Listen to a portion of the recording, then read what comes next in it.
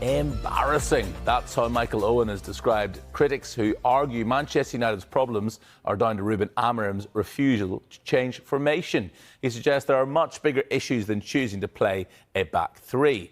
Well, it's been well documented how much Amorim has stuck with his favoured 3-4-2-1 system at Old Trafford, but the results just haven't backed it up. He's won 19 of his 50 games in charge in all competitions.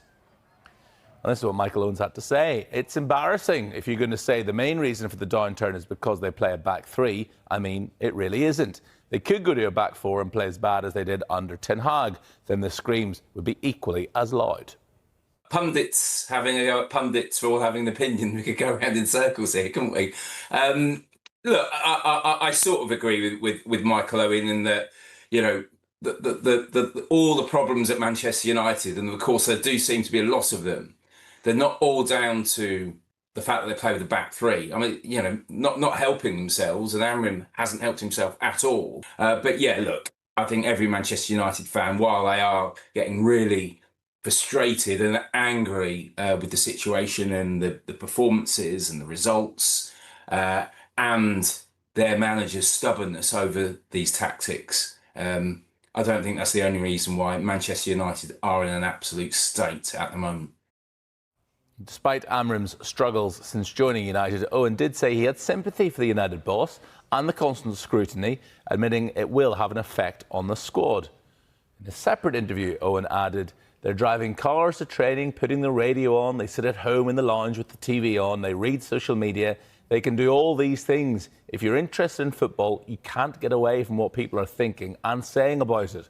Whether footballers should be swayed by those comments or impacted by them, that's a different argument.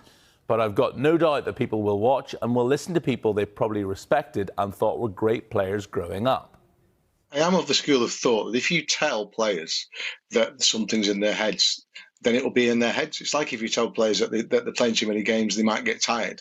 They'll get tired. So I don't know what benefit there was in Ruben saying that a couple of weeks ago, that he thought the opinions of pundits were getting the players' heads. Look, we all seem to talk about Manchester United. It probably tells us a lot about Manchester United and how they are stuck in this kind of cycle of self-harm. There are many reasons for it. They've made some very bad decisions at the top.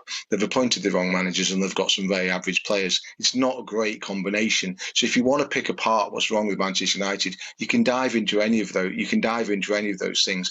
Is Ruben Amorim's system a part of it? Well, he is the manager. And he's been there almost a year now, and as much as we kind of like him as a bloke, it's hard to say he's done a particularly good job. You could argue he's quite fortunate to still be in the job. You can certainly say he's fortunate to be promised another 3 years, like it was by Jim Ratcliffe a couple of days ago.